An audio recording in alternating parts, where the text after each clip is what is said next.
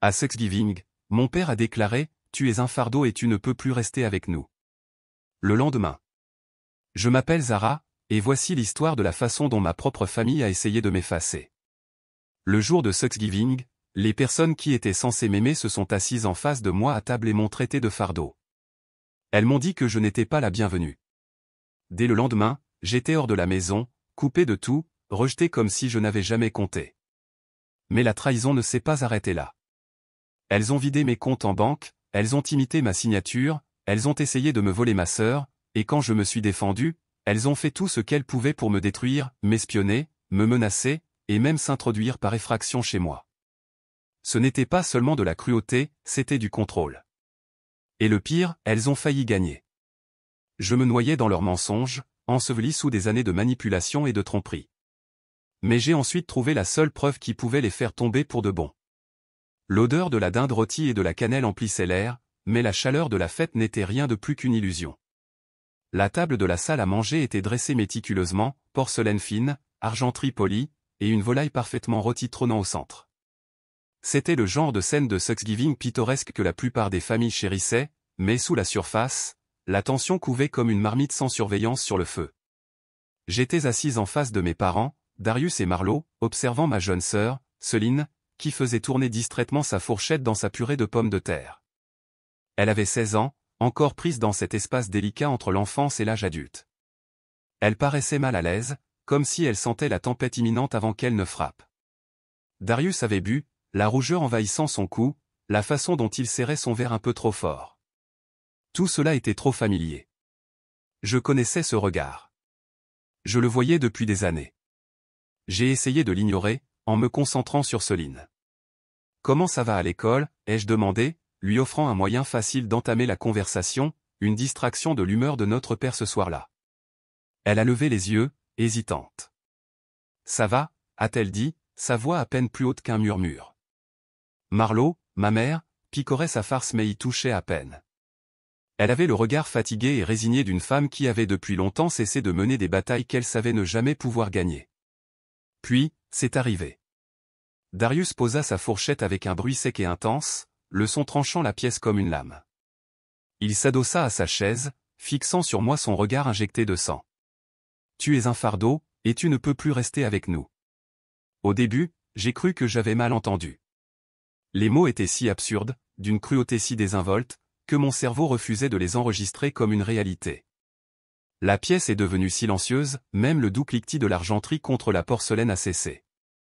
Marlo laissa échapper un rire gêné, mais elle ne le contredit pas. Elle ne me défendit pas.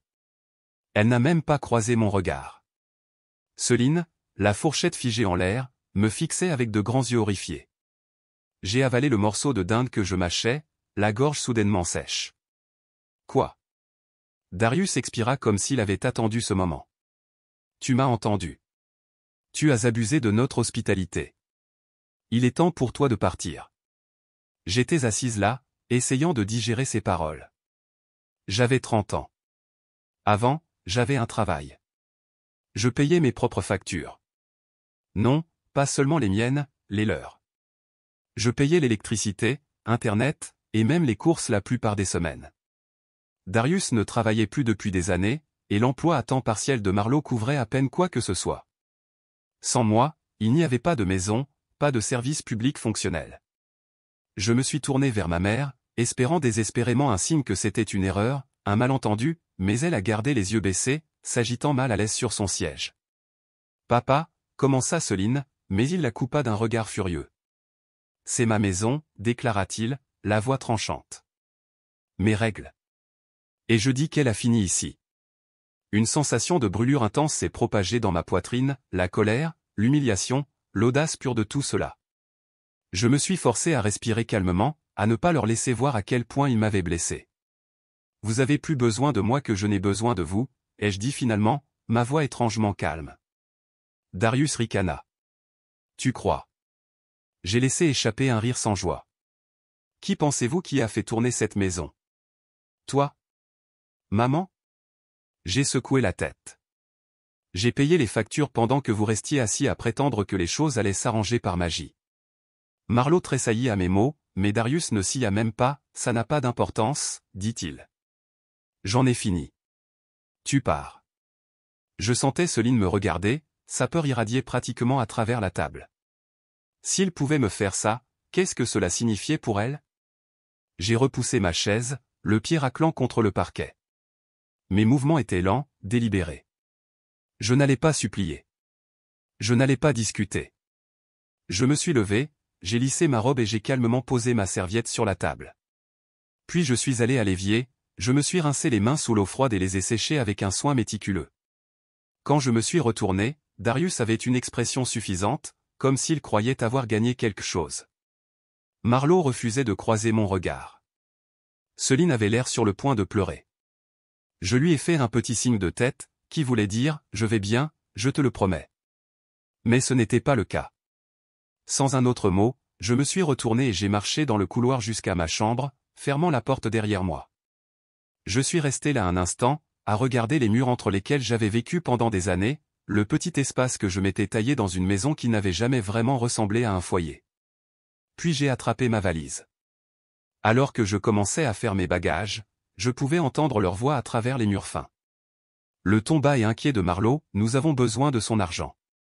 La réponse de Darius, plate et indifférente, nous trouverons une solution.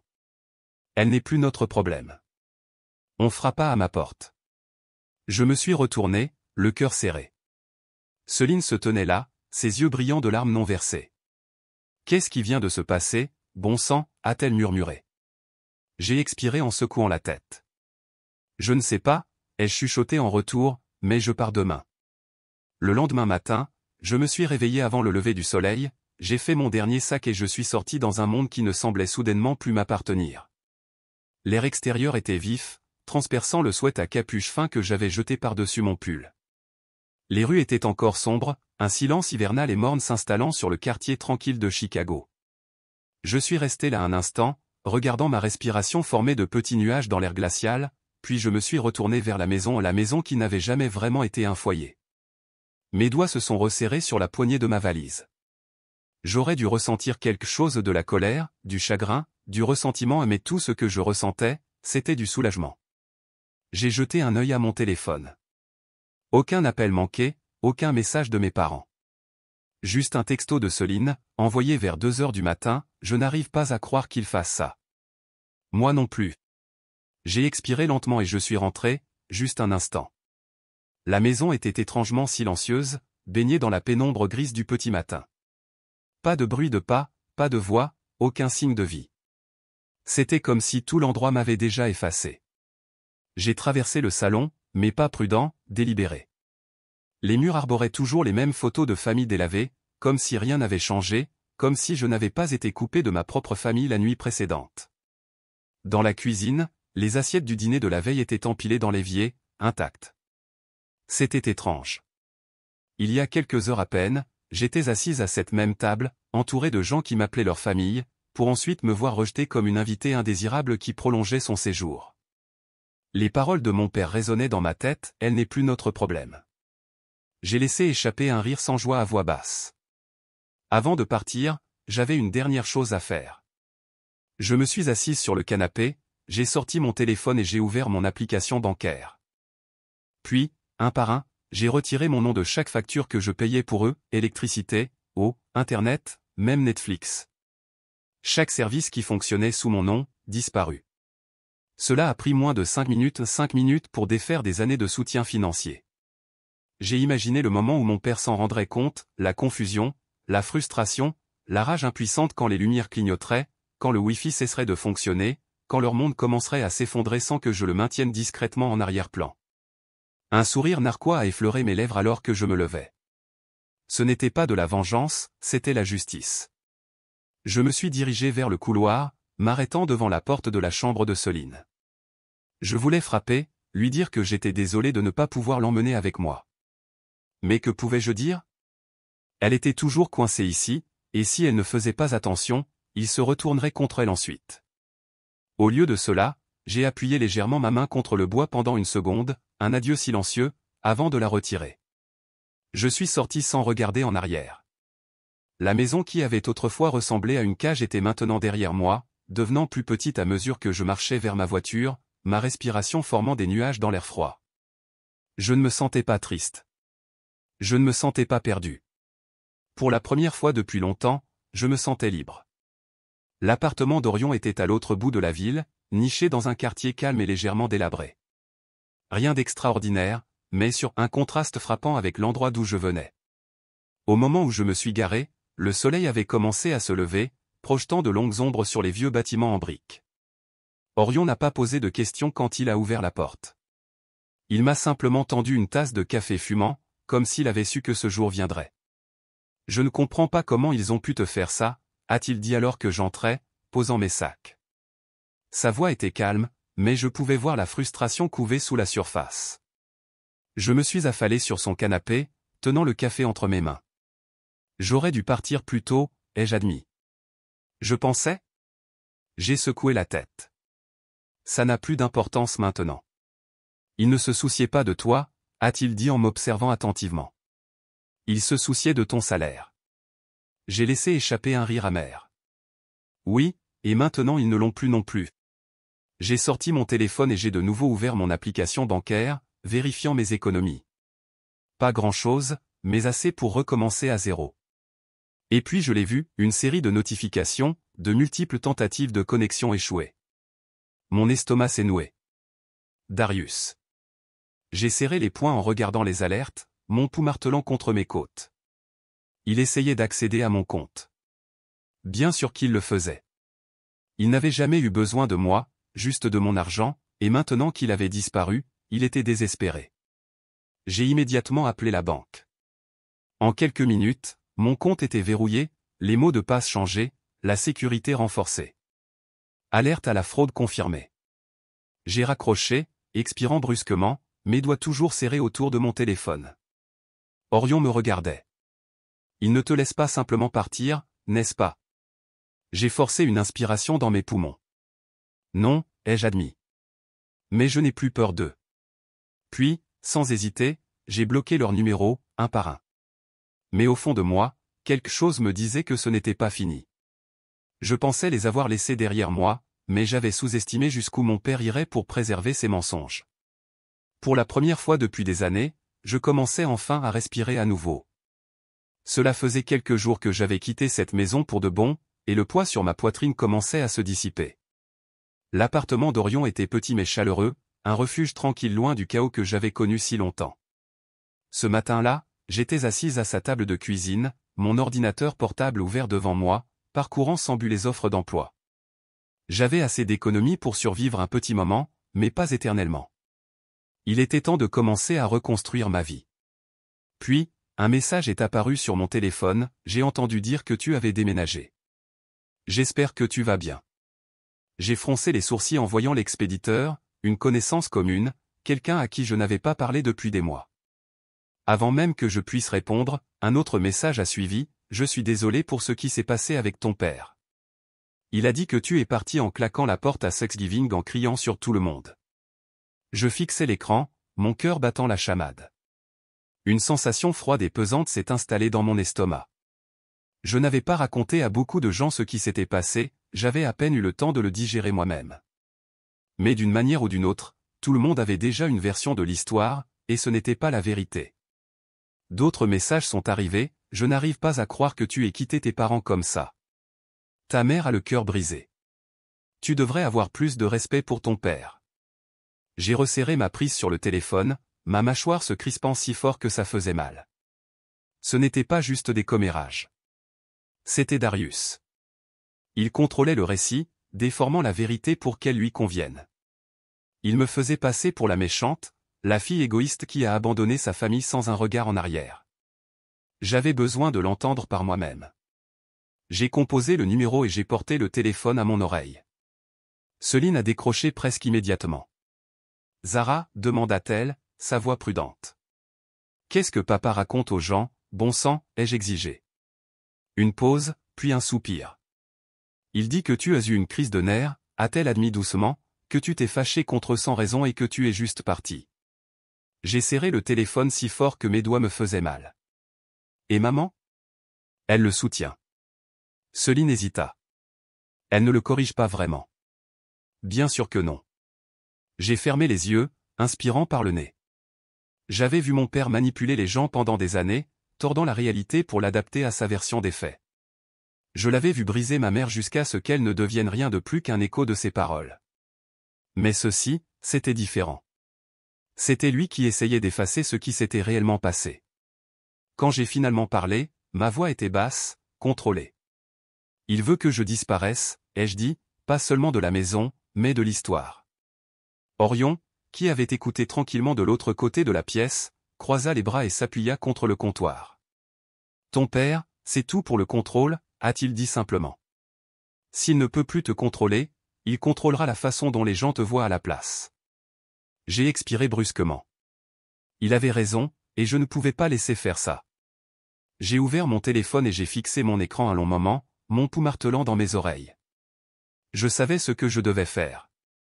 J'ai ouvert mon compte sur les réseaux sociaux, et j'ai commencé à écrire, que les choses soient claires.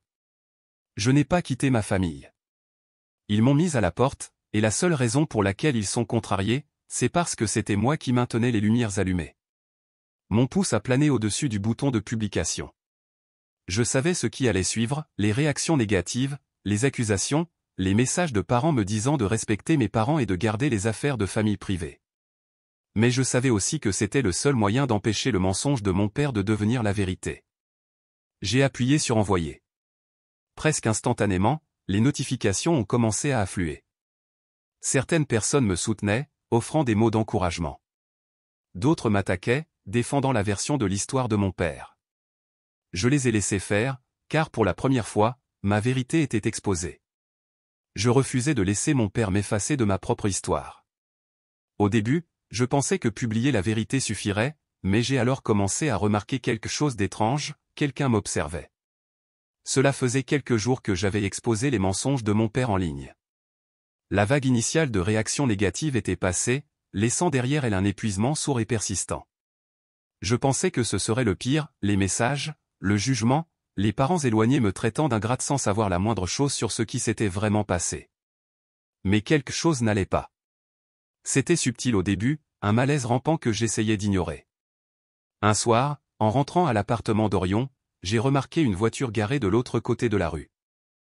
Rien de spécial, juste une berline sombre, mais quand je suis ressorti plus tard cette nuit-là, elle était toujours là. Le lendemain matin, je suis sorti pour mettre les poubelles sur le trottoir et j'ai trouvé ma poubelle renversée, juste la mienne. Les autres poubelles alignées dans la rue étaient parfaitement droites. J'ai balayé ça d'un revers de main. C'était peut-être le vent. Peut-être que j'étais juste sur les nerfs. Mais ensuite, ça a continué, une ombre là où il ne devrait pas y en avoir, un scintillement de mouvement juste au-delà de ma vision, la sensation d'être observé même quand j'étais seul. Je me suis dit que c'était de la paranoïa, jusqu'à ce qu'Orion le remarque aussi. Tu as agi bizarrement, a-t-il dit un soir, appuyé contre le comptoir pendant que je fixais distraitement la fenêtre. Qu'est-ce qui se passe? J'ai hésité. Si je le disais à voix haute, cela le rendrait réel. Mais quelque chose dans la façon dont Orion me regardait calme, stable, en attente m'a fait réaliser que je n'imaginais pas cela. Je pense que quelqu'un m'observe, ai-je admis. Ses sourcils se sont froncés. Qu'est-ce que tu veux dire? Je lui ai parlé de la voiture, de la poubelle, de la sensation que je n'arrivais pas à chasser. Orion n'a pas balayé ça d'un revers de main. Il a hoché la tête lentement, son expression devenant sérieuse. Si ça se reproduit, dis-le-moi tout de suite. Cette nuit-là, je me suis réveillé à 3 heures du matin, le pouls martelant dans ma gorge. Je ne savais pas pourquoi. Aucun son ne m'avait réveillé, aucun cauchemar ne m'avait tiré de mon sommeil, mais quelque chose n'allait pas. Je me suis assise, me frottant les bras contre le froid, et mon regard s'est porté sur la fenêtre. Et puis je l'ai vu, une silhouette se tenait de l'autre côté de la rue, juste au-delà de la lueur d'un lampadaire. Elle ne bougeait pas. Elle ne parlait pas. Elle observait simplement. Ma respiration s'est coupée dans ma gorge. Mes doigts ont cherché maladroitement mon téléphone alors que je me levais du lit, le cœur battant si fort que ça faisait mal. J'ai composé le numéro d'Orion. Zara, sa voix était ensommeillée mais instantanément alerte. Regarde dehors, ai-je murmuré. Quelques secondes plus tard, j'ai entendu ses pas, le doux bruissement des rideaux, une pause, puis, Z, il n'y a personne. J'ai pressé mon front contre la fenêtre, l'estomac noué. La silhouette avait disparu. Disparu. Je n'étais pas en train de perdre la tête. Quelqu'un avait été là, et maintenant il n'y était plus. Le lendemain matin, mon téléphone a vibré alors que je préparais le café. Céline. J'ai répondu immédiatement. Salut, sa voix était à peine un murmure. Je crois que papa sait où tu es. Je me suis figé. Quoi? Il était sur l'ordinateur hier soir, a-t-elle dit, ses mots sortant rapidement et anxieusement. J'ai vu ton ancienne adresse, celle avec Orion. Il l'avait notée quelque part. Maman a essayé de l'arrêter, mais il a dit. Elle a hésité. Dis quoi, Céline? Elle a dégluti difficilement. Il a dit, elle ne va pas s'en tirer comme ça. Un frisson a parcouru mon échine. Ce n'était plus seulement de l'intimidation. C'était un avertissement. J'ai lentement baissé le téléphone, mes doigts le serrant si fort qu'il me faisait mal. Orion est entré dans la pièce, a jeté un coup d'œil à mon visage, et son expression s'est assombrie. Que s'est-il passé? Je lui ai montré mon téléphone, les appels manqués, le numéro inconnu qui avait tenté de se connecter à mon courriel. Il a expiré brusquement. Zara, ce n'est plus seulement du harcèlement. C'est du harcèlement obsessionnel. Les mots se sont installés entre nous comme une arme chargée. Nous devons aller à la police, a-t-il dit. J'ai hésité. Une partie de moi voulait gérer ça seule, ne pas envenimer les choses. Mais la vérité était qu'elle s'envenimait déjà, que je le veuille ou non. Je ne savais pas jusqu'où il irait, mais je ne voulais pas attendre de le découvrir. Le lendemain matin, j'ai reçu une alerte par courriel, quelqu'un venait d'ouvrir un compte en banque à mon nom. Au début, j'ai cru avoir mal lu. Mon esprit était encore engourdi par le sommeil, mon doigt lent alors que je tapais sur l'objet du message, confirmation de nouveau compte bancaire. Merci pour votre demande. Mon estomac s'est serré. Je n'avais jamais demandé de nouveau compte. Mon pouce a plané au-dessus de l'écran avant que je me force à faire défiler. Le courriel contenait mon nom complet, ma date de naissance, et même les 4 derniers chiffres de mon numéro de sécurité sociale. Ma respiration s'est coupée dans ma gorge. Ce n'était pas juste une arnaque par hameçonnage. C'était réel. Je me suis redressé d'un bond, mon cœur martelant contre mes côtes, alors que je passais à mon application bancaire, vérifiant mes comptes. Rien ne manquait, aucun retrait, mais cela ne signifiait pas que j'étais en sécurité. J'ai ouvert mon application de surveillance de crédit et j'ai fixé l'écran, de multiples demandes de renseignements. Quelqu'un essayait d'ouvrir des lignes de crédit à mon nom. J'ai serré les dents. Darius. Cela portait sa signature. Il n'essayait plus seulement de m'intimider, il essayait de me ruiner financièrement. J'ai attrapé mon téléphone sur la table de nuit et j'ai composé le numéro du service de lutte contre la fraude de la banque. La ligne a sonné 2 fois avant qu'une voix enjouée ne réponde. Merci d'avoir appelé les services bancaires First Fédéral. Comment puis-je vous aider aujourd'hui? J'ai serré la mâchoire, forçant ma voix à rester égale. Je viens de recevoir un courriel confirmant l'ouverture d'un compte bancaire à mon nom. Je n'ai jamais fait cette demande. C'est une fraude. Le représentant a hésité. Laissez-moi consulter la demande.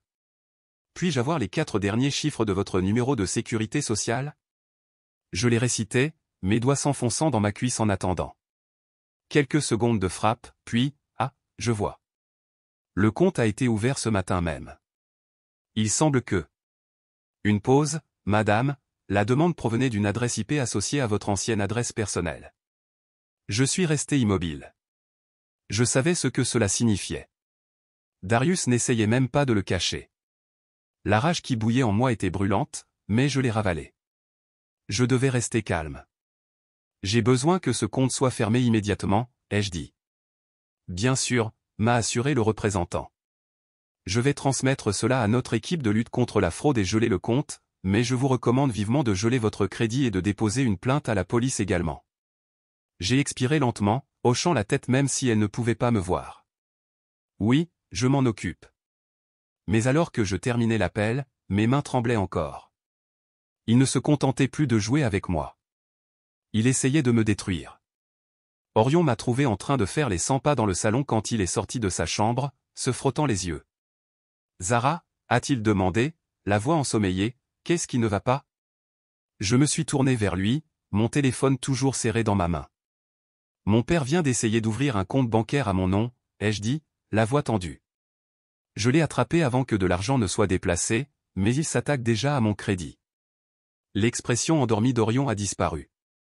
Sa posture s'est raidie, ses yeux se sont plissés. Tu es sérieuse? Il utilise mes anciennes informations, Orion. J'ai fait un geste brusque vers mon téléphone. Il commet un crime. Orion a expiré par le nez, comme il le faisait toujours quand il contenait à peine sa colère. Ça suffit. Nous allons à la police aujourd'hui. J'ai hésité. Dénoncer mon propre père, engager des poursuites judiciaires contre lui, cela semblait lourd, mal d'une certaine manière, même si je savais que c'était lui qui faisait quelque chose de mal. Mais si je ne le faisais pas, il ne s'arrêterait pas. J'ai levé le menton. D'accord. 1 heure plus tard, j'étais assise en face d'un policier à un bureau gris et terne au commissariat. L'officier, l'inspecteur Simons d'après sa plaque nominative, m'observait par-dessus son bloc-notes, le stylo en suspens. Racontez-moi exactement ce qui s'est passé, a-t-il dit. J'ai forcé mes mains à rester stables alors que je lui tendais mon téléphone. Mon père a usurpé mon identité et a tenté une fraude financière, ai-je dit, en gardant une voix ferme. Il a ouvert un faux compte à mon nom et a tenté de demander des lignes de crédit en utilisant mes informations. Simons a hoché la tête, parcourant les captures d'écran que j'avais prises des courriels, de la confirmation de la banque, des demandes de crédit échouées. C'est sérieux, a-t-il dit. Nous allons ouvrir une enquête. J'ai expiré, la tension se relâchant dans mes épaules.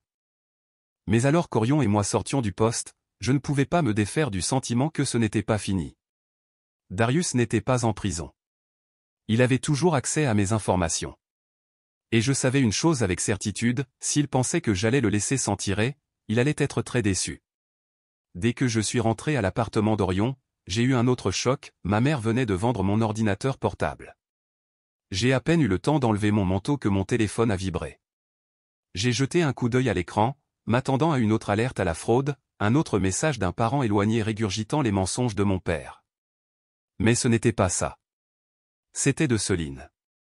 Céline, maman a vendu ton ordinateur portable.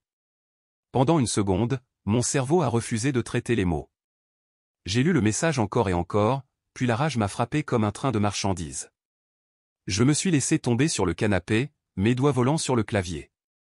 Moi, tu es sérieuse? Céline, elle l'a emmenée chez un prêteur sur gage ce matin. J'ai essayé de l'arrêter, mais elle n'a rien voulu écouter. Moi, c'était mon ordinateur portable. Il y avait tout dessus. Céline, je sais. J'ai serré la mâchoire si fort que mes dents me faisaient mal. Cet ordinateur portable n'était pas juste un appareil technologique. C'était tout mon portfolio de travail, ma stabilité financière, mon avenir. Il contenait des années de projets, de dossiers clients et tout ce dont j'avais besoin pour reconstruire ma vie. Et ma mère venait de le vendre.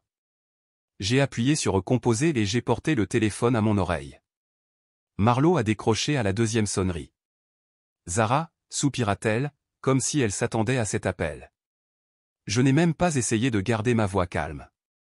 As-tu sérieusement vendu mon ordinateur portable? Tu l'as laissé derrière toi, a-t-elle dit, la voix plate. Il était dans notre maison. Ça en fait le nôtre. J'ai serré le téléphone si fort que j'ai cru que je pourrais l'écraser. Ce n'est pas comme ça que la propriété fonctionne, Marlo. Elle a expiré par le nez. Nous avions besoin de l'argent. Mon estomac s'est noué. Vous aviez besoin de l'argent, ai-je répété. Alors pourquoi ne pas vendre quelque chose à vous? Pas de réponse. Je me suis forcé à respirer calmement. Cet ordinateur portable contenait toute ma carrière, ai-je dit, ma voix basse, contrôlée, tout ce dont j'ai besoin pour gagner ma vie. Et toi? Ma gorge s'est serrée. Tu l'as volé. Elle n'avait même pas l'air coupable. Tu es partie, Zara. Les actions ont des conséquences. J'ai eu l'impression d'avoir reçu un coup de poing dans la poitrine. Ce n'était pas du désespoir. Ce n'était pas une question de survie. C'était une punition. J'ai raccroché avant de pouvoir crier. Orion, qui m'avait observé en silence de l'autre côté de la pièce, a haussé un sourcil. Laisse-moi deviner, a-t-il dit. Ta mère pense soudainement qu'elle a des droits de squatteur sur tes affaires? J'ai jeté mon téléphone sur le canapé. Elle l'a mis en gage. Elle a vraiment? J'ai laissé échapper un rire court et sans joie. Elle a vendu mon ordinateur portable juste pour se venger de moi. Orion a froncé les sourcils, croisant les bras. Quelle boutique? J'ai cligné des yeux. Quoi? Il a attrapé ses clés sur le comptoir. Nous allons le récupérer. J'ai pris une profonde inspiration tremblante. Je peux le localiser. Il m'a jeté un regard. Alors commence à le localiser. Je me suis assise, j'ai ouvert mon ordinateur portable et je me suis connecté à mon compte. Mes doigts se sont déplacés automatiquement, activant le système de localisation. Je l'avais installé il y a des années, une précaution que je n'aurais jamais pensé avoir à utiliser. Quelques secondes plus tard, l'emplacement est apparu, un prêteur sur gage dans le centre-ville de Chicago. Mes mains se sont serrées en poing. Je l'ai, ai-je marmonné. Orion a hoché la tête. Allons-y. Le prêteur sur gage était exactement ce à quoi je m'attendais, un éclairage faible, des vitrines bondées remplies d'appareils électroniques, de bijoux et de guitares bon marché. Je suis entré la première, Orion juste derrière moi. L'homme derrière le comptoir a à peine levé les yeux de son téléphone. « Je peux vous aider ?» a-t-il demandé, sans prendre la peine de paraître intéressé. Je me suis avancé, le cœur battant la chamade. Quelqu'un vous a vendu un ordinateur portable ce matin. Un MacBook Pro, gris sidéral, numéro de série enregistré à mon nom. Le type s'est gratté la barbe. On ne fait pas de remboursement. J'ai expiré brusquement. Je ne demande pas de remboursement. Cet ordinateur portable a été volé. Cela a attiré son attention. Il a posé son téléphone. Madame, je ne sais pas quoi vous dire. J'ai sorti mon téléphone et j'ai montré l'écran de localisation. Vous voyez ça? C'est mon ordinateur portable dans votre magasin. Soit vous me le rendez, soit j'appelle les flics et je vous dénonce pour recel de biens volés. Orion a croisé les bras, me dominant de sa taille. C'est ton choix, mon gars. Les yeux du propriétaire ont oscillé entre nous. Il a hésité un instant de trop, et j'ai pu voir le calcul se faire dans sa tête. Puis, avec un soupir réticent, il s'est retourné et s'est dirigé vers l'arrière.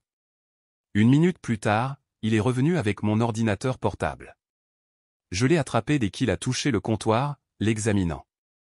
Mes doigts tremblaient légèrement alors que je l'allumais, attendant que l'écran familier apparaisse. Tout était encore là. J'ai expiré, serrant l'ordinateur portable contre ma poitrine comme s'il s'agissait d'une bouée de sauvetage. Merci pour votre coopération, a dit sèchement Orion. Nous sommes sortis sans un autre mot. De retour à l'appartement d'Orion, j'ai posé l'ordinateur portable sur la table basse, le fixant. J'aurais dû être soulagé, et je l'étais, mais sous ce soulagement, il y avait quelque chose de plus aigu, de plus froid. Ce n'était pas une question d'argent. C'était une question de contrôle. Et j'en avais fini de les laisser me prendre des choses. Mais au moment où je pensais avoir gagné, j'ai découvert que mon père était en liberté. J'étais dans la cuisine, attendant que le café finisse de couler, essayant toujours de me débarrasser de l'épuisement des derniers jours. Mon ordinateur portable volé était de retour, mes comptes étaient sécurisés. Pour la première fois depuis des semaines, je m'étais laissé croire que les choses se calmaient. Puis mon téléphone a sonné. J'ai vu le nom de Céline et j'ai ressenti un bref sentiment de soulagement. Elle était la seule partie de ma famille qui comptait encore pour moi. Mais dès que j'ai répondu, j'ai su que quelque chose n'allait pas. Sa respiration était saccadée, sa voix à peine plus haute qu'un murmure. Papa est sorti. La tasse dans ma main a failli glisser de ma prise. J'ai resserré ma poigne, mes doigts s'enfonçant dans la céramique. Quoi? Quelqu'un a payé sa caution hier soir, a-t-elle poursuivi rapidement. Je ne sais pas qui. J'ai juste entendu maman lui parler au téléphone. Un frisson a parcouru mon échine. Darius n'était pas censé être dehors. Pas encore. Il avait été arrêté pour usurpation d'identité, fraude et harcèlement et des accusations qui auraient dû le maintenir enfermé. Céline, es-tu en sécurité? Ma voix est sortie plus sèche que je ne le voulais. Je ne sais pas, a-t-elle admis. Maman ne veut rien me dire. Elle n'arrêtait pas de dire, c'est réglé, comme si ça voulait dire quelque chose. Je sentais mon pouls battre dans mes oreilles. Qui diable le libérerait sous caution? Je me souviens à peine d'avoir raccroché avant de me tourner vers Orion, l'estomac noué. Il est sorti, ai-je dit, la voix creuse. Quelqu'un a payé sa caution. L'expression d'Orion s'est instantanément assombrie. Ça n'a pas de sens. Qui diable gaspillerait de l'argent pour lui? Je me posais la même question. Marlo était la réponse évidente. Elle n'avait jamais eu de colonne vertébrale face à mon père. Mais ce n'était pas son genre. Elle avait eu peur, je pouvais l'entendre dans sa voix cette nuit-là quand elle avait essayé de le raisonner avant de me mettre à la porte. Elle ne risquerait pas tout pour lui. Ce qui signifiait que quelqu'un d'autre l'avait fait. J'ai sorti mon ordinateur portable et j'ai commencé à chercher les dossiers judiciaires, les paiements de caution récents, tout ce que je pouvais trouver. Orion s'est penché par-dessus mon épaule. Vérifie les garantières, a-t-il suggéré. J'ai cliqué sur quelques liens, mes doigts tremblant légèrement en tapant, et puis je l'ai trouvé, un nom que je ne reconnaissais pas. La personne qui a payé la caution de Darius n'était pas Marlo. C'était un étranger. Je fixais l'écran, l'estomac se serrant. Qui diable est Jonathan Callaway? Orion a froncé les sourcils. Jamais entendu parler de lui.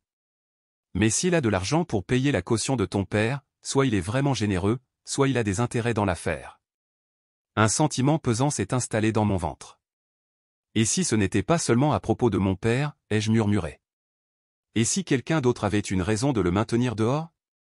Aucun de nous n'avait de réponse, mais au fond de moi, je savais que c'était plus grand que Darius maintenant. Cette nuit-là, alors que j'étais allongé dans mon lit, mon esprit n'arrêtait pas de tourner. Qui était Jonathan Callaway? Qu'avait-il à gagner à maintenir Darius hors de prison? Et plus important encore, qu'est-ce que cela signifiait pour moi? Je me suis retourné et retourné, le sommeil juste hors de portée, jusqu'à ce que mon téléphone vibre sur la table de nuit. Je l'ai attrapé, plissant les yeux devant l'écran. Numéro inconnu, tu crois que tu as gagné? Surveille tes arrières. Mes mains se sont crispées autour du téléphone. Une lente et froide terreur a parcouru mon échine. Ce n'était pas le style de Darius. Il était brutal, agressif. S'il avait voulu me faire peur, il l'aurait fait directement. C'était quelqu'un d'autre. J'ai tourné l'écran vers Orion, qui était encore éveillé, parcourant son propre téléphone. Son visage s'est assombri dès qu'il a lu le message. Ce n'est plus seulement ton père, a-t-il marmonné. J'ai dégluti difficilement. Non, ai-je admis, ce n'est pas le cas. Le matin, je savais ce que je devais faire. J'ai changé les serrures de l'appartement d'Orion, j'ai demandé une ordonnance restrictive, j'ai verrouillé mes comptes encore plus. Je me préparais au pire, car celui qui avait libéré mon père n'en avait pas fini, et je savais qu'il venait pour moi. La seule question était de savoir quand. Et puis, comme je le craignais, il s'en est pris à la seule personne que je ne pouvais pas protéger, Céline. Cela faisait 3 jours que Darius avait été libéré sous caution, et je vivais dans un état de tension constante. Chaque ombre à l'extérieur de l'appartement d'Orion, chaque numéro inconnu qui apparaissait sur mon téléphone, faisait accélérer mon pouls. Je m'attendais à une confrontation directe, un coup à la porte, une menace, peut-être même pire. Mais quand l'attaque est finalement arrivée, elle ne me visait pas. Elle est venue sous la forme d'une épaisse enveloppe glissée dans la boîte aux lettres d'Orion. J'ai failli ne pas l'ouvrir au début, pensant que c'était une autre facture ou du courrier indésirable. Mais j'ai alors vu l'adresse de l'expéditeur, tribunal de la famille du comté de Cook. Mon estomac s'est noué alors que je la déchirais, mes mains tremblant. Mes yeux ont parcouru les mots, mais mon cerveau a d'abord refusé de les traiter. Requête en tutelle légale. J'ai senti le sang quitter mon visage. Darius et Marlo n'essayaient plus seulement de me contrôler. Ils essayaient de prendre Céline. J'ai à peine enregistré la voix d'Orion derrière moi. Zara, qu'est-ce que c'est? Je me suis retourné, serrant les papiers si fort que les bords se sont froissés. Ils intentent un procès pour obtenir la garde de Céline. Les sourcils d'Orion se sont froncés alors qu'il prenait les papiers de mes mains, les parcourant rapidement. Qu'est-ce que c'est que ce délire? Sur quel motif? J'ai dégluti difficilement, la gorge sèche. Ils prétendent que je suis instable et financièrement irresponsable, que j'ai abandonné ma famille, que Céline est mieux avec eux. Orion a laissé échapper un rire amer, secouant la tête. Alors maintenant qu'ils n'ont plus ton argent, ils utilisent ta sœur comme moyen de pression. J'arrivais à peine à respirer. Il ne s'agissait pas du bien-être de Céline. Il s'agissait de contrôle. C'était de la vengeance. La date d'audience était fixée à une semaine, bien trop tôt pour que je puisse me préparer. J'étais assise à la table de la cuisine d'Orion, lisant et relisant la plainte, cherchant quelque chose, n'importe quoi, qui me donnerait un avantage. Chaque mot sur la page était un mensonge, que j'avais laissé Céline derrière moi sans m'en soucier, que j'avais refusé d'aider ma famille dans les moments de difficultés financières, que j'étais imprudente, irresponsable, inapte à avoir la moindre influence sur la vie de ma sœur. J'ai serré les dents, mes mains se transformant en poings. Ils me dépeignent comme une gamine égoïste et immature qui a piqué une crise et s'est enfuie. Orion a expiré brusquement. Parce que c'est le seul moyen pour eux de gagner. Ils ne peuvent pas t'attaquer avec la vérité, alors ils réécrivent à nouveau le récit. J'ai fermé les yeux, mon pouls battant dans mes oreilles. Et s'ils gagnent? Orion a hésité, puis a soupiré. Alors Céline est légalement sous leur contrôle jusqu'à ses 18 ans. Ils peuvent dicter où elle vit, ce qu'elle fait, et à qui elle peut parler. Un sentiment nauséeux s'est enroulé dans mon estomac. S'ils gagnaient, ils pourraient la couper complètement de moi. J'ai attrapé mon téléphone et j'ai composé le numéro de Céline. Elle a répondu à la première sonnerie. Zara. Sa voix était calme, petite, comme si elle avait attendu cet appel mais le redoutait en même temps. J'ai pris une profonde inspiration. Étais-tu au courant de ça? Une pause, puis, à peine plus aucun murmure, oui. Mon cœur s'est serré. Céline, pourquoi ne me l'as-tu pas dit?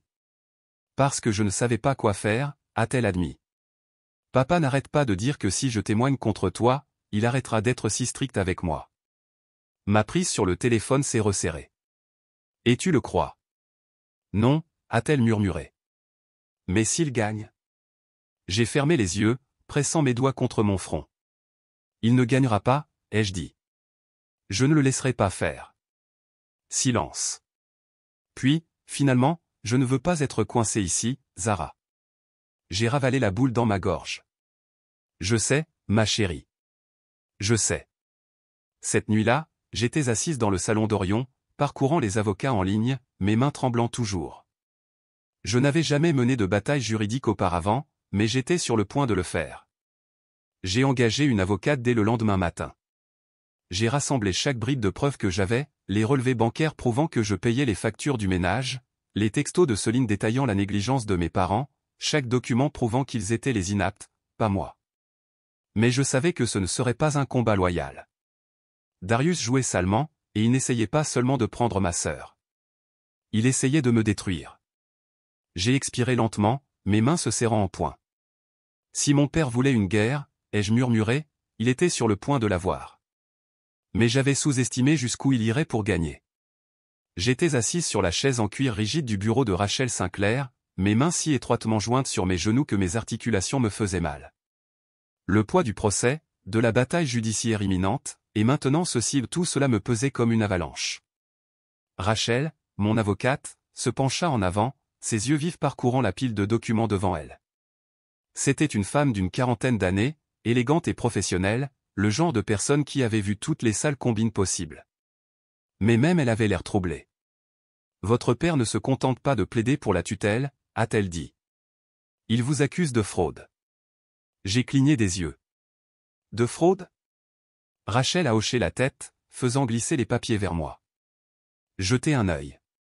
J'ai hésité avant de les prendre, feuilletant la pile. Le premier document m'a glacé, un contrat de location, prétendument signé par moi. Sauf que je n'avais jamais vécu à cette adresse de ma vie. Le papier détaillait des mois de loyer impayés, donnant l'impression que j'avais laissé derrière moi des dettes massives. Le document suivant était pire, un relevé de carte de crédit d'un compte que je n'avais jamais ouvert, suivi d'un relevé de virement bancaire montrant que j'avais soi-disant emprunté de l'argent à Darius des milliers de dollars, argent qu'il prétendait maintenant que j'avais refusé de rembourser. Je me suis senti physiquement malade. Tout ça est faux, ai-je dit, la voix tremblante. Je n'ai jamais signé ce bail. Je n'ai jamais ouvert cette carte. Et je ne lui ai certainement jamais emprunté d'argent. Rachel a expiré par le nez. Je vous crois. Alors pourquoi avez-vous l'air de dire que j'ai déjà perdu? Elle a tapoté les papiers avec un doigt manucuré. Parce qu'au tribunal, la perception est tout. Si ces documents tiennent la route, le juge pourrait vous considérer comme imprudente et financièrement instable. Cela renforce l'argument de votre père. J'ai serré les poings. Rien de tout cela n'est réel. Il n'a pas besoin de l'être, a-t-elle dit d'un air sombre. Il doit juste être assez convaincant. J'ai dégluti difficilement. Darius n'essayait pas seulement de prendre Céline, il essayait de détruire ma vie entière. Orion faisait les 100 pas dans mon appartement pendant que j'étais assise, figée sur le canapé, mon esprit tourbillonnant. Il a falsifié des documents, a-t-il demandé, sa voix empreinte de fureur. J'ai hoché la tête, me massant les tempes. Un faux bail, de fausses dettes, de faux prêts. Orion a laissé échapper un rire rauque. Ce type n'abandonne jamais. Il n'a pas besoin que je sois parti, ai-je murmuré. Il a besoin que je sois ruiné. Orion a croisé les bras. Combien de temps avons-nous avant le procès? Moins d'une semaine, ai-je dit, l'estomac noué. Alors nous trouverons un moyen de prouver qu'il ment. J'ai appelé Céline ce soir-là. Elle a décroché à la première sonnerie. Zara, as-tu vu papa travailler sur des documents récemment, ai-je demandé, allant droit au but. Silence. Puis, finalement, une voix hésitante, je crois que maman l'a aidé. J'ai serré les yeux, une nouvelle vague de nausées me submergeant. J'aurais dû le savoir. Marlo ne l'avait jamais arrêté, pas une seule fois. Mais maintenant, elle ne se contentait pas de le regarder faire, elle l'aidait. Je n'ai pas dormi cette nuit-là. Orion et moi avons passé des heures à éplucher les documents, à la recherche de la moindre faille, de la moindre incohérence. S'il a falsifié ça, il nous suffit de le prouver, a dit Orion. J'ai hoché la tête, la détermination se durcissant dans ma poitrine. Nous avons élaboré un plan, contacté mon ancien propriétaire si le bail était faux, il confirmerait que je n'ai jamais vécu là-bas. Obtenir mes relevés bancaires officiels le prétendu prêt de Darius, il n'existait pas demander les dossiers des agences de crédit si la carte de crédit avait été ouverte frauduleusement, nous le découvririons. Engager un expert en analyse de documents, un spécialiste pourrait prouver que ma signature a été imitée. Il ne s'agissait plus seulement de gagner. Il s'agissait de l'exposer. J'ai serré les poings. Il pensait pouvoir m'enterrer sous des mensonges, mais j'étais sur le point de l'en déterrer. Puis les menaces ont commencé à arriver. J'étais assise à la table d'Orion, l'ordinateur portable ouvert, épluchant des relevés financiers et des documents juridiques, cherchant tout ce qui pourrait démanteler les preuves fabriquées par mon père. La lueur de l'écran était la seule lumière dans la pièce, projetant des ombres nettes le long des murs. J'étais épuisé, ne tenant que par la caféine et une rage pure, mais je ne pouvais pas m'arrêter. Je ne m'arrêterai pas. Puis mon téléphone a vibré. J'ai jeté un coup d'œil à l'écran, numéro inconnu. Mon pouce est accéléré alors que j'hésitais. Une autre vibration, un texto, abandonne l'affaire ou tu le regretteras. Je me suis redressé, ma prise se resserrant autour du téléphone. L'air dans l'appartement est soudainement devenu plus froid. Ce n'était plus seulement une bataille juridique. Quelqu'un voulait me faire taire par la peur. J'ai dégluti difficilement, relisant le message, essayant de calmer ma respiration. Était-ce mon père? Non, ce n'était pas son style.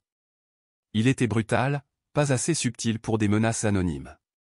Celui qui avait envoyé ça était calculateur, quelqu'un qui travaillait en coulisses. Je me suis reculé de la table et je suis allé dans le salon, où Orion était allongé sur le canapé, consultant son téléphone. Regarde ça, ai-je dit en lui tendant mon écran. Il a lu le message, son expression s'assombrissant. Mon Dieu. Il s'est assis. As-tu reconnu le numéro? J'ai secoué la tête.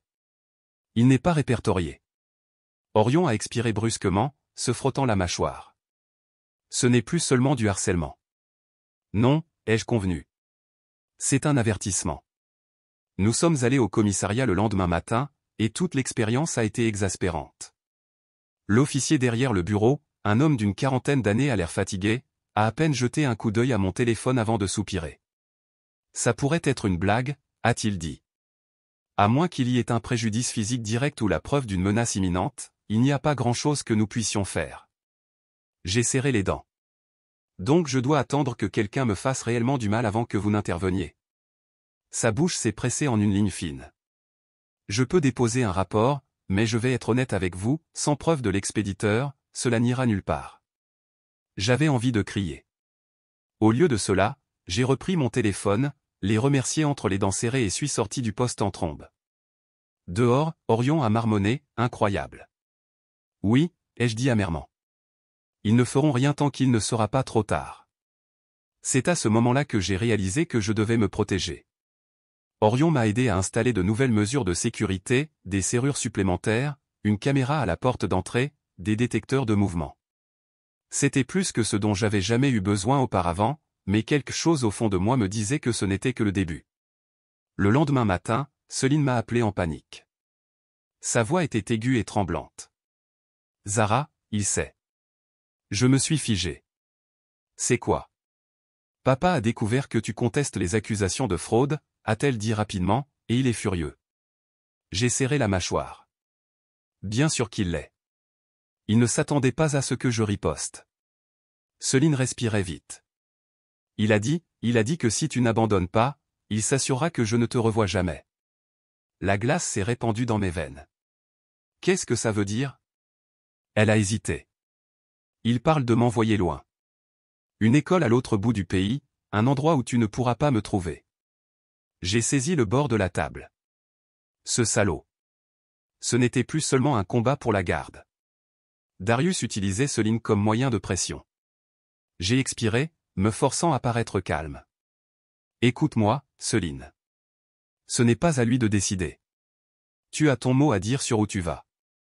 Elle a laissé échapper un petit rire sans joie. Tu crois vraiment qu'il s'en soucie ? Non, je ne le pensais pas. Mais il devait y avoir un moyen de l'arrêter. Cet après-midi-là, j'ai rencontré Rachel, mon avocate. Que se passe-t-il s'ils essaient de déplacer Céline avant l'audience ? Ai-je demandé, la voix tendue. Rachel a froncé les sourcils. Légalement, ils sont toujours ses tuteurs. S'ils choisissent de la déplacer, c'est dans leur droit. Donc je ne peux pas les en empêcher ? Elle a hésité. Nous pouvons déposer une injonction d'urgence, mais nous avons besoin de preuves d'intention, des courriels, des messages, tout ce qui confirme qu'il prévoit de l'envoyer loin avant que l'affaire ne soit réglée. J'ai hoché la tête, élaborant déjà un plan dans mon esprit. Je ne laisserai pas cela se produire. Je ne les laisserai pas me la prendre. Ce soir-là, j'ai ouvert mon compte sur les réseaux sociaux.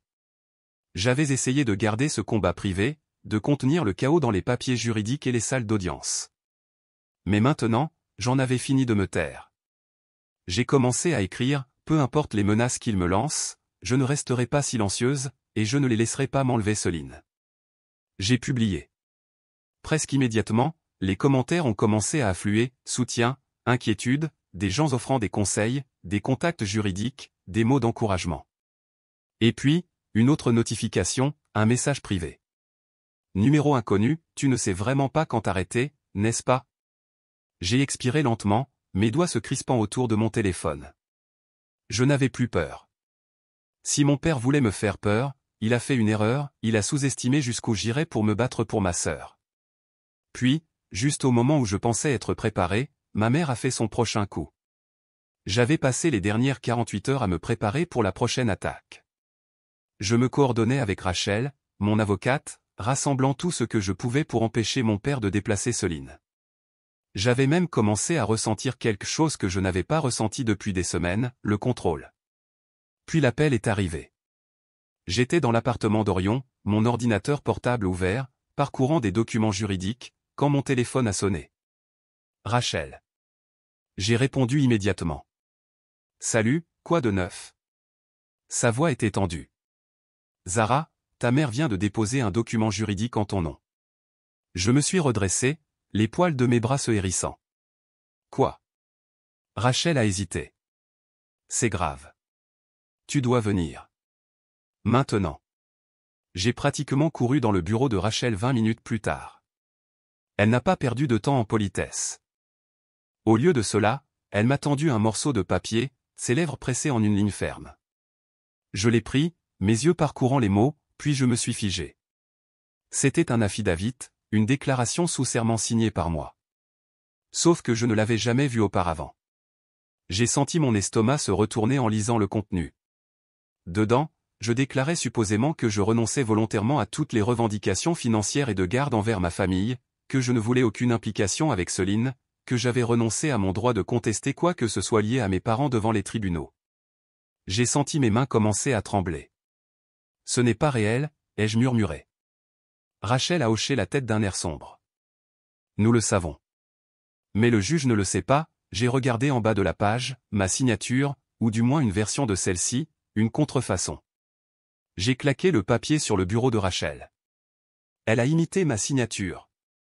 Rachel a soupiré. Oui, et à moins que nous n'agissions rapidement, ce document pourrait être utilisé comme preuve contre vous au tribunal. J'avais l'impression de ne plus pouvoir respirer. Ce n'était pas seulement de la tromperie. C'était un crime. Et ma propre mère l'avait fait. Le trajet de retour à l'appartement d'Orion était flou. J'ai à peine enregistré les lumières de la ville qui défilaient, le bruit de la circulation, le bourdonnement sourd de la radio. Tout ce que j'entendais, c'était sa voix dans ma tête, « Tu es partie, Zara. Maintenant, nous nous assurons que tu restes partie. » Marlo n'avait jamais été comme mon père. Elle n'était pas bruyante, violente ou explosive. Non, elle était pire. Elle laissait les choses se faire. Elle permettait à mon père de faire les dégâts pendant qu'elle restait à côté, prétendant n'avoir aucun pouvoir. Mais maintenant, elle n'était plus spectatrice. Elle m'aidait activement à me détruire. J'ai sorti mon téléphone, mes doigts tremblants en composant le numéro. Elle a décroché après 2 sonneries. Je n'ai pas attendu qu'elle parle. Tu as imité ma signature, ai-je dit, ma voix dangereusement calme. Te rends-tu compte de ce que tu as fait? Une pause, puis froidement, tu nous as quittés, Zara. Tu as fait ton choix. J'ai serré la mâchoire. Ce n'est pas une réponse. Tu n'aurais jamais dû revenir dans nos vies, a-t-elle poursuivi, son ton lisse, détaché. C'est ce qu'il y a de mieux pour tout le monde. Ma prise sur le téléphone s'est resserrée si fort que mes articulations sont devenues blanches. Tu vas aller en prison, maman, ai-je dit, ma voix mortelle, parce que je porte plainte. Le lendemain matin, je suis entré au palais de justice et j'ai déposé une plainte pénale pour faux en écriture. Rachel m'a aidé à déposer une ordonnance de blocage juridique d'urgence, les empêchant d'utiliser le document frauduleux au tribunal. À midi, un juge l'avait signé. Le coup de Marlo avait échoué, pour l'instant. Je suis sorti du palais de justice et j'ai expiré lentement, sentant l'air vif de Chicago sur mon visage. Orion attendait près de la voiture, m'observant attentivement. C'est grave à quel point. J'ai laissé échapper un rire sec. Ma propre mère a essayé de m'effacer de ma vie.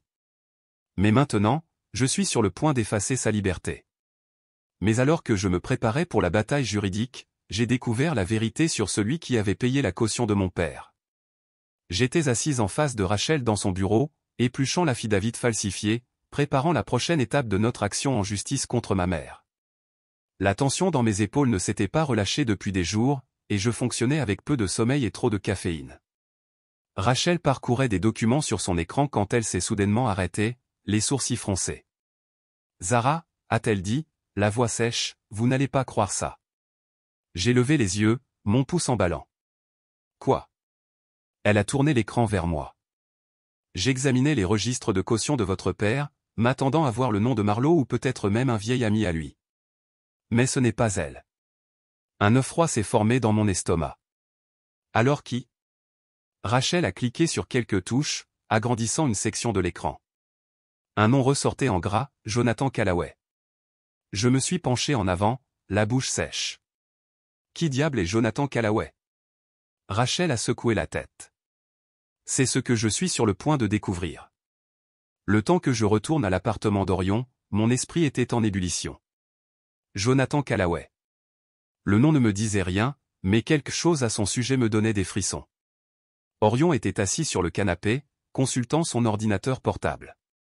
Il a levé les yeux quand je suis entré. On dirait que tu as vu un fantôme.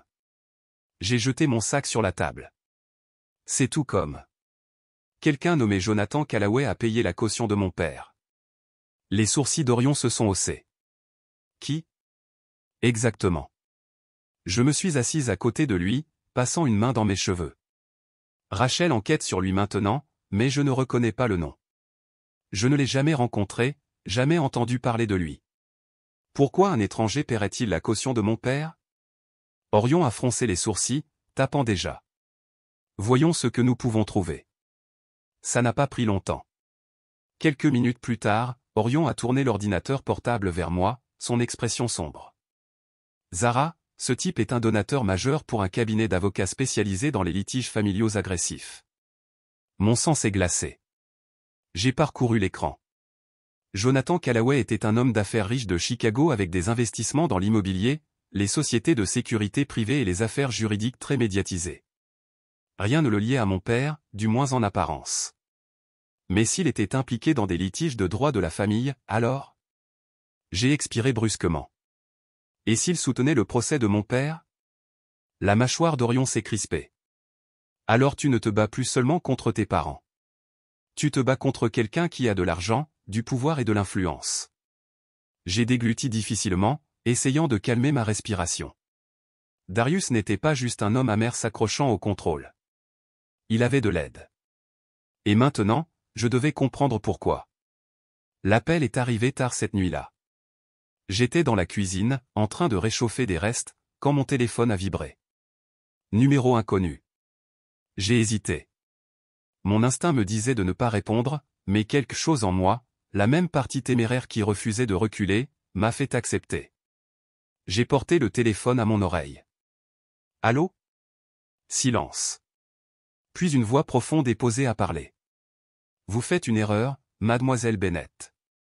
Ma prise s'est resserrée autour du téléphone. Qui est à l'appareil? La voix est restée calme, délibérée. Certaines batailles ne valent pas la peine d'être menées. Un frisson a parcouru mon échine. J'ai ouvert la bouche pour répondre, mais la ligne a été coupée. J'ai éloigné le téléphone, fixant l'écran. Pas de numéro. Pas de trace. Orion est entré, se frottant les yeux. Qu'est-ce qui ne va pas? J'ai dégluti difficilement, la gorge sèche. Jonathan Callaway sait que je suis sur sa piste. Le visage d'Orion s'est assombri. Qu'est-ce qu'il a dit? J'ai serré la mâchoire, mon pouls battant la chamade. Il m'a dit d'arrêter de me battre. Pendant un long moment, aucun de nous n'a parlé. Puis Orion a croisé les bras. Alors, qu'est-ce que tu vas faire? J'ai levé le menton, une lente brûlure de détermination se propageant en moi. Je ne me battais plus seulement contre mes parents. Je me battais contre quelqu'un de puissant, et il venait de faire son premier pas. Et puis, comme si les choses ne pouvaient pas empirer, mon appartement a été cambriolé. J'étais seul chez Orion.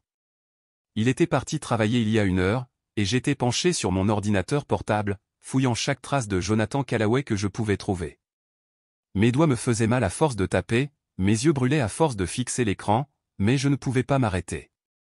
J'avais besoin de comprendre pourquoi cet homme aidait mon père. La pièce était silencieuse, à l'exception du doux bourdonnement du réfrigérateur et du bruit occasionnel de la circulation à l'extérieur. Et puis, un bruit venant du salon, un léger déclic, suivi d'un grincement. Je me suis figé. L'air a changé. Quelqu'un était dans l'appartement. J'ai tourné lentement la tête vers la porte d'entrée, mon pouls martelant dans mes oreilles. Puis la porte s'est ouverte en grand. L'intrus est entré, grand, large d'épaules, vêtu de noir, avec un masque couvrant son visage. Pas un voleur au hasard. Ce n'était pas un cambriolage. Il se déplaçait avec un but. Il était là pour moi. Pendant une demi-seconde, j'étais figé sur place, mon esprit s'efforçant de comprendre ce qui se passait. Puis l'instinct a pris le dessus. J'ai attrapé la lourde lampe en céramique de la table d'appoint et je l'ai lancée à travers la pièce. La lampe s'est écrasée contre le mur, le manquant de quelques centimètres. Il a bondi. J'ai à peine esquivé, me tordant pour m'éloigner et sprintant vers la chambre. Mon cœur battait un rythme effréné contre mes côtes alors que je claquais la porte et la verrouillais. Mes mains tremblaient alors que j'attrapais mon téléphone. 911. Les coups ont commencé immédiatement, un poing frappant contre la porte, puis une voix, basse, déformée, méconnaissable, abandonne l'affaire. C'est ton dernier avertissement. Ma respiration s'est étranglée. Il était au courant du procès. Ce n'était pas un hasard. C'était un message. J'ai reculé, serrant plus fort mon téléphone, ma voix à peine stable alors que je parlais dans le récepteur. Quelqu'un est dans mon appartement. Je suis enfermé dans une pièce. S'il vous plaît, envoyez de l'aide. La voix de l'opératrice était calme, demandant des détails, mais j'arrivais à peine à me concentrer. Des pas. L'intrus se déplaçait. Allait-il essayer de défoncer la porte? Allait-il? Puis, le silence. Je n'osais pas respirer. Les secondes s'étiraient en une éternité. Puis je l'ai entendu, le hurlement des sirènes qui approchaient. Et tout d'un coup, il était parti. Au moment où la police est arrivée, la porte de l'appartement était grande ouverte, l'air froid de la nuit s'insinuant à l'intérieur. Orion est arrivé en courant quelques minutes plus tard, la panique se lisant sur son visage. Zara. Il m'a attrapé les bras, m'examinant. Es-tu blessé? J'ai secoué la tête, encore secoué. Non. Mais il était là, Orion. Il était au courant du procès. Il m'a dit d'abandonner. La police fouillait les lieux, prenant ma déposition, mais le ton de l'officier était sombre. Aucune empreinte digitale, a-t-il marmonné en secouant la tête. Qui que ce soit, il savait ce qu'il faisait. J'ai dégluti difficilement, la gorge serrée. La prise d'Orion sur mon épaule s'est resserrée. Ce n'était pas juste une effraction, a-t-il dit. Sa voix était basse, ferme, mortellement sérieuse. J'ai hoché la tête. C'était un avertissement. J'ai pris une lente inspiration, mon pouls toujours erratique. Mais une chose était claire, s'il pensait que je reculerais, il ne me connaissait manifestement pas du tout. Puis j'ai trouvé l'appareil caché et j'ai réalisé que j'avais été observé pendant des semaines. Je n'avais pas dormi. L'effraction, l'intrus masqué, la menace murmurée, tout était encore trop frais. Mon corps était épuisé, mais mon esprit refusait de s'arrêter. Chaque bruit, chaque souffle de vent à l'extérieur, faisait se tendre mes muscles. Orion m'avait à peine quitté depuis le départ de la police, et maintenant, à la lumière du matin, il faisait les 100 pas dans mon appartement, scrutant chaque centimètre comme s'il s'attendait à une autre attaque. S'ils sont entrés une fois, a-t-il dit en passant une main dans ses cheveux, ils peuvent le refaire. J'ai hoché la tête, serrant ma tasse de café si fort que j'ai cru qu'elle pourrait se fissurer. Nous devons chercher, je ne sais pas, n'importe quoi. Un indice, quelque chose qu'ils ont laissé derrière eux. Orion a froncé les sourcils mais n'a pas discuté. Il a attrapé son téléphone, a allumé la lampe de poche et a commencé à chercher méthodiquement. Je suis restée silencieuse, le regardant bouger. L'adrénaline de la nuit dernière s'était estompée pour laisser place à quelque chose de pire, un malaise, de la paranoïa, de la terreur.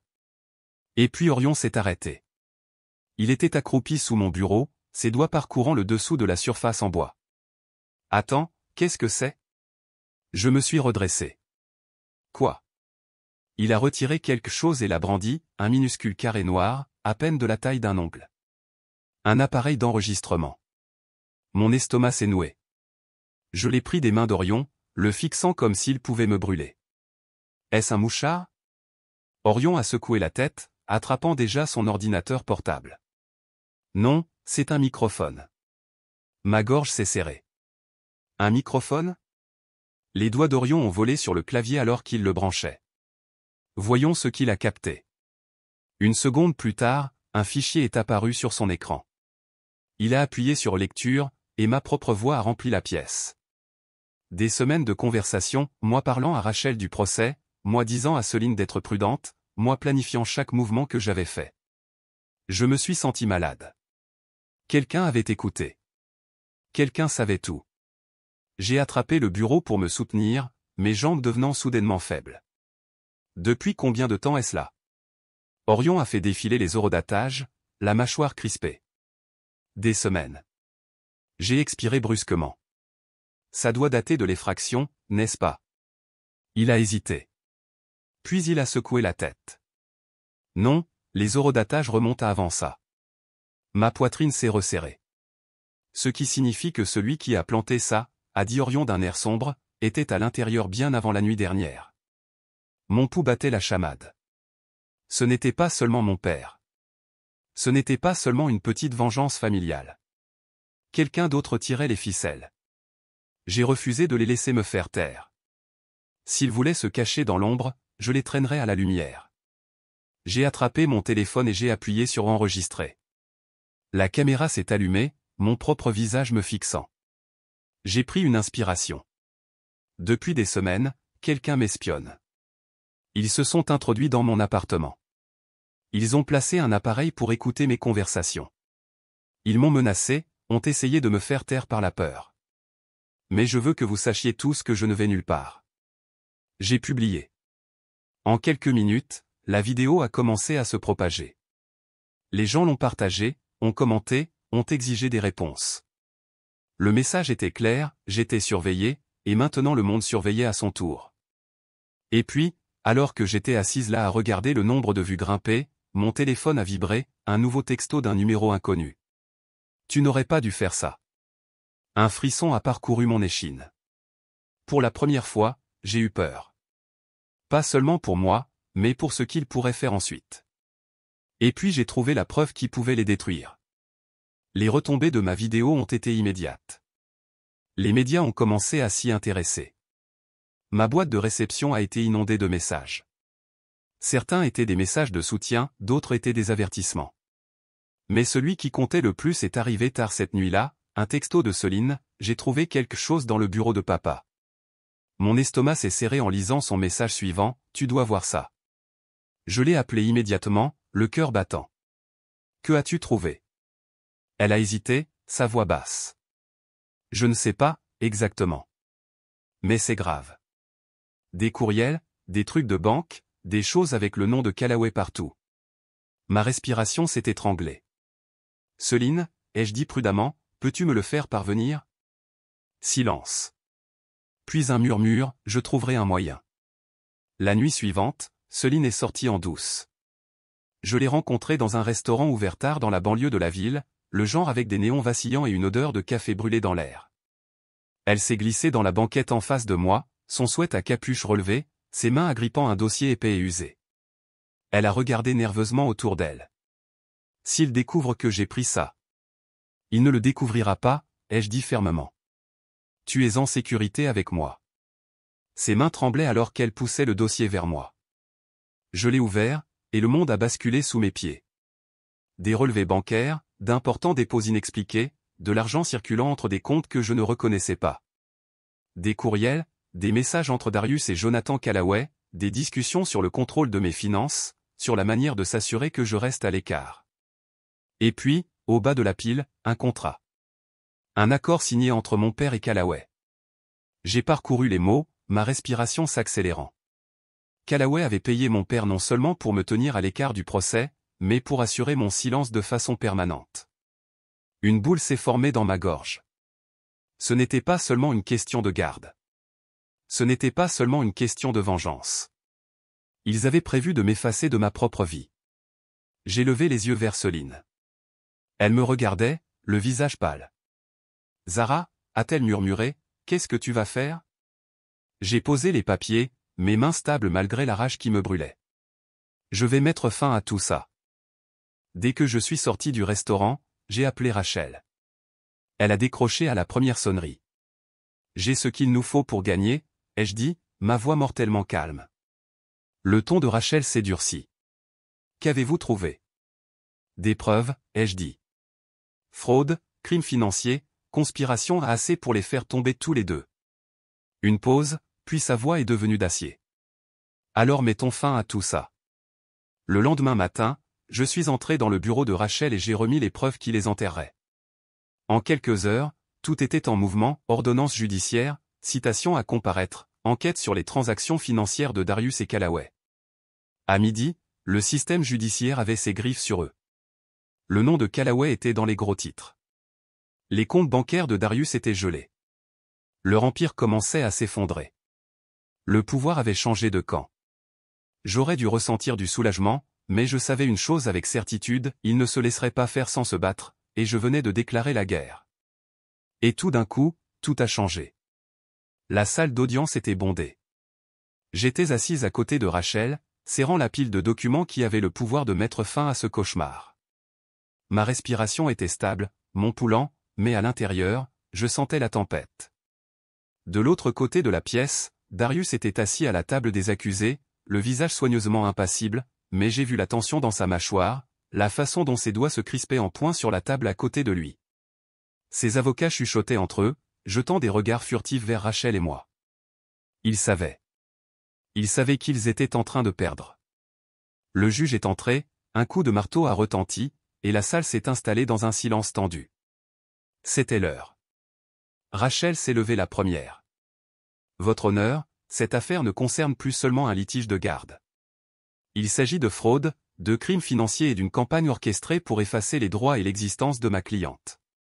Sa voix a résonné dans la salle d'audience, inébranlable, claire. Un par un, elle a présenté les preuves, l'affidavit falsifié, les comptes bancaires frauduleux, la piste financière menant à Jonathan Callaway. Des murmures de stupéfaction ont parcouru la salle. Quand Rachel a posé le contrat, celui qui prouvait que Darius avait été payé pour assurer mon silence sur la table devant le juge, je me suis tourné pour regarder mon père. Son visage était pâle, mais il a serré la mâchoire, refusant de montrer de la faiblesse. Mais je savais. Je l'avais eu. Et puis, au moment où tout s'est vraiment effondré, Rachel a brandi la dernière pièce à conviction. Votre honneur, ce document prouve que Jonathan Callaway a financé la bataille juridique du père de ma cliente non pas pour protéger la famille, mais pour protéger ses propres intérêts financiers. Les yeux du juge se sont plissés. La salle a changé. L'affaire ne me concernait plus seulement. C'était plus grand. Une enquête pénale sur eux deux était désormais inévitable. De l'autre côté de la salle, Darius s'est penché vers ses avocats, sifflant quelque chose à voix basse. Et puis son équipe juridique s'est soudainement retirée. Une onde de choc a traversé la salle d'audience. Rachel a souri narquoisement, se penchant vers moi. Ils viennent de réaliser qu'ils ne peuvent pas gagner. Le juge s'est tourné vers nous, sa voix ferme. La demande de garde est rejetée. Les activités financières frauduleuses seront renvoyées pour des poursuites pénales. Le tribunal trouve des preuves suffisantes pour poursuivre une enquête plus approfondie sur l'implication de l'accusé dans des transactions commerciales frauduleuses. Et tout d'un coup, c'était fini. J'ai expiré, le poids qui m'avait écrasé pendant des années s'est enfin levé. Je me suis tourné vers Céline, assise dans la rangée derrière moi. Elle me regardait, les yeux grands ouverts. « Tu es libre », ai-je murmuré, et pour la première fois de sa vie, je pense qu'elle l'a cru.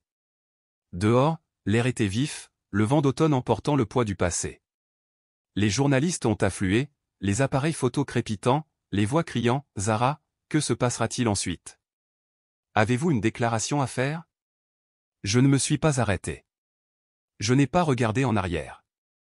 Orion m'a tapé sur l'épaule, son sourire large. « Tu l'as fait. » J'ai laissé échapper un souffle, secouant la tête. « Nous l'avons fait. » Céline a glissé sa main dans la mienne. Nous avons descendu les marches du palais de justice ensemble. En arrivant sur le trottoir, j'ai jeté un dernier regard en arrière, juste assez longtemps pour voir les officiers emmener Darius menotté. Le sort de Callaway était encore incertain. Son empire s'effondrait, mais les hommes comme lui ne tombent jamais facilement. Je savais que je devrais peut-être me battre à nouveau, mais pour la première fois depuis des années, je n'avais pas peur. Je me suis tourné vers l'avant, la ville s'étendant devant moi. Mon avenir m'appartenait enfin, et je suis parti sans regarder en arrière. Pendant des années, je les ai laissés me définir. Je les ai laissés me prendre des choses, mon temps, mon argent, ma dignité. Mais au moment où j'ai repris le contrôle, tout a changé. Je me suis battu pour ma vérité. Je me suis battu pour ma liberté. Et j'ai gagné. Parce que personne, ni la famille, ni le pouvoir, ni l'argent n'a le droit de décider de ma valeur, sauf moi. Si mon histoire prouve quelque chose, c'est ceci, vous êtes plus fort que ceux qui essaient de vous briser. Alors levez-vous, exprimez-vous, et ne les laissez jamais vous réduire au silence. Si ce message résonne en vous, assurez-vous de vous abonner, car votre histoire et votre voix comptent.